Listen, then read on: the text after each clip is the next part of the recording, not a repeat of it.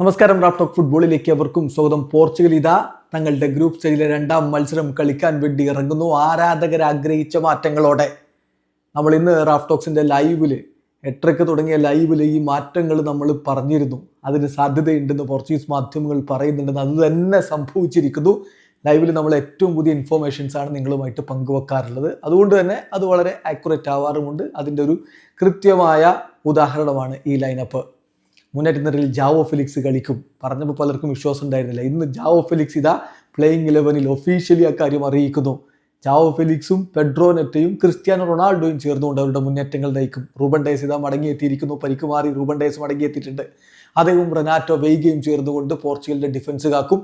ഇരു പാർശ്വങ്ങളിലായിട്ട് ന്യൂനോ മെൻഡസും അതുപോലെ ജാവോ കൺസെലയും ഉണ്ടായിരിക്കും. മധ്യനിരയിൽ സംശയമെന്ത്, സൂപ്പർ താരങ്ങൾ ബ്രൂണോ ഫെർണാണ്ടസ് ഉണ്ടാവും, ജാവോ നെവസ് ഉണ്ടാവും, അതോടൊപ്പം തന്നെ വിറ്റിഞ്ഞയും ഉണ്ടാക്കും. സെറ്റ് ആരാധകർ ആഗ്രഹിച്ച 11 കൊണ്ട് ഇതാ പോർച്ചുഗൽ ഇറങ്ങുന്നു. നമുക്കൊന്ന് പറഞ്ഞ് വിശദമായിട്ട് പൊസിഷൻ വൈസ് പറയാം. ഗോൾ കീപ്പറായിട്ട് ഡിയേഗോ കോസ്റ്റ, ഡിഫൻസില് ജാവോ കൺസേലോ, വലതു പാർശ്വത്തില് സെൻട്രൽ ബാക്കുമാരായിട്ട് റൂബൻ ഡയസും റെനാറ്റോ വെയ്ഗയും, ഇനി ഇടതു പാർശ്വത്തില് ന്യൂനോ മെൻഡസ്. സൂപ്പറാണ്.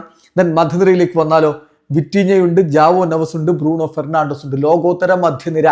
മുന്നേറ്റത്തിൽ ഗോൾ അടിക്കാൻ സാക്ഷാൽ ക്രിസ്ത്യാനോ റൊണാൾഡോ, അദ്ദേഹത്തിന്റെ ഇടത്തും വലത്തുമായിട്ട് ഒരാൾ ജാവോ ഫെലിക്സ്, അദ്ദേഹത്തോടൊപ്പം അൽ നസറിലെ വിസ്മയം തീർക്കുന്ന കളിക്കാരൻ ജാവോ ഫെലിക്സ്, മറുഭാഗത്തുള്ളത് പെഡ്രോ നെറ്റോയാണ്. സോ ഇതാണ് പോർച്ചുഗലിന്റെ 11. ആരാധകർ ആഗ്രഹിക്കും പോലെ ഇതാ ജാവോ ഫെലിക്സിനെ സ്ക്വാഡിലേക്ക് പ്ലേയിങ് 11ലേക്ക് എടുത്തിരിക്കുന്നു.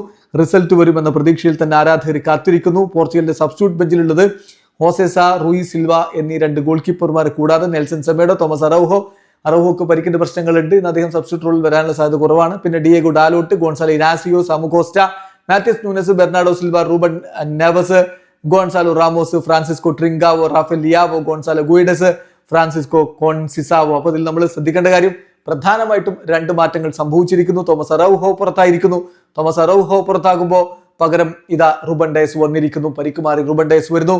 പിന്നെ ഉണ്ടായ മാറ്റം എന്ന് പറഞ്ഞാൽ സംശയം വേണ്ട, ജാവോ ഫെലിക്സിനെ കൊണ്ടുവരാൻ വേണ്ടി ബെർണാഡോ സിൽവയെ ഒഴിവാക്കിയതാണ്. സോ ആരാധകർ ആഗ്രഹിച്ച ടീമും കൊണ്ട് പോർച്ചുഗൽ ഇറങ്ങുന്നു. ഇന്ന് പോർച്ചുഗലിന്റെ ഭാഗത്ത് ഒരു 2 ഗോളുകളിൽ അധികമുള്ള മാർജിനിൽ ഒരു വിജയം ഞാൻ പ്രതീക്ഷിക്കുന്നു. CR7 ഒന്നിലധികം ഗോൾ അടിക്കുമെന്ന പ്രതീക്ഷയോടുകൂടി ഞാൻ കാത്തിരിക്കുന്നു. വീഡിയോ അവസാനിക്കുന്ന ഫുട്ബോൾ ലോകത്തെ കൂടുതൽ വിശേഷങ്ങളുമായി റാഫ് ടോക്സിൽ എത്താം.